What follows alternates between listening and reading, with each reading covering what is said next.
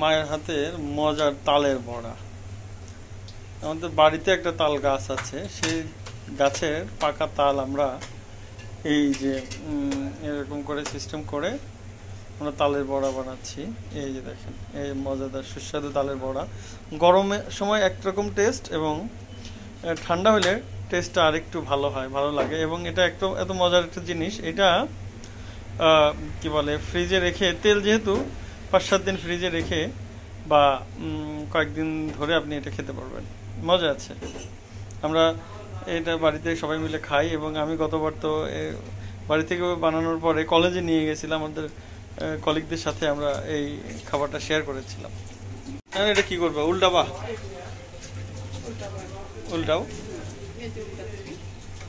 আচ্ছা, এটা রেখে দিই। এটা কি টুম্পা কিনছিল? বাবা, টুম্পার তো হ্যাঁ সেটাই তো, এই ভিডিওতে তো রেকর্ড হয়ে যাইতেছে। দেশ ও দশের উপকার হবে, সবাই জানবে এরকম একটা গুণী মানুষ। ও সুন্দর তো, মজাদার তালের বড়া আমরা বলি এটাকে। এক পাশ হওয়ার পরে আরেক পাশটা উল্টে দেওয়ার ফলে মজা লাগে। আমার দেখতে এরকম হলুদ হলুদ লাগতেছে কেন? ও তাল তো হলুদই, অনেকটা হলুদের তালের রসটা।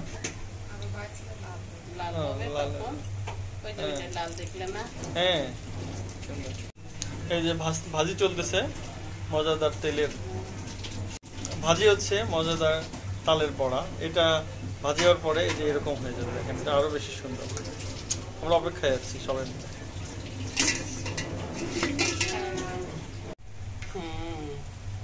ও একদম ভুর ভুর করতেছে। তোমাদের যারা জানে তারা খুব সুন্দর হয়েছে। ও হয়ে গেছে না? আচ্ছা, আমরা একটু পরে খাবো।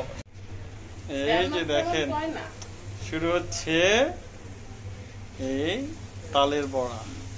কি ব্যাপার ইদানিং আমার কথাবার্তা তো আজমাইনের মতো হয়ে যাচ্ছে। তালের বড়া সুন্দর করে দিচ্ছ, হ্যাঁ?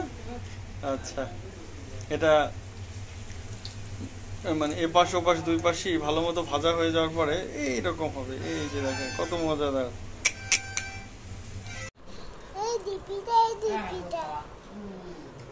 ও বাবা, পিতা বলো, গম পিঠা, হ্যাঁ তেলের পিঠা, গম পিঠা।